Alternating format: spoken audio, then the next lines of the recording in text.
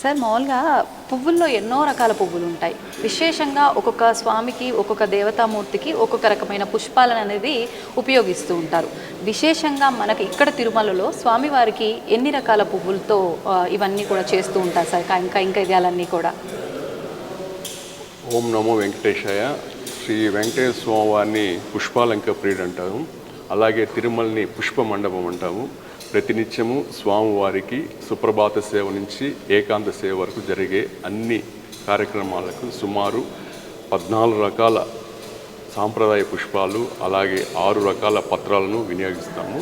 ఇవి వివిధ ఆకృతులతో భక్తులు ఆకులతో స్వామివారి యొక్క వైభవం తెలిపే విధంగా, అంటే మనకేం చేస్తామంటే తోమాలు అంటాము. ప్రతినిత్యం స్వామివారికి 2 తోమాలు ఉంటుంది. ఉదయం పూట అలాగే సాయంత్రం పూట అలంకరిస్తారు.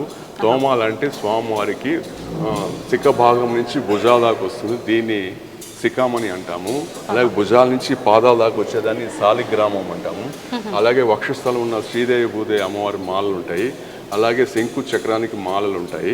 అలాగే కంఠహారం అంటాము. ఇది ఖడ్గమాలం అంటాం. ఇవన్నీ కలిపితే ఒక తోమాలు అంటాము. ఇలాంటి తోమాల్ని ప్రతినిత్యం స్వామివారికి ఉదయం పూట అలాగే సాయంత్రం పూట వినియోగిస్తాము.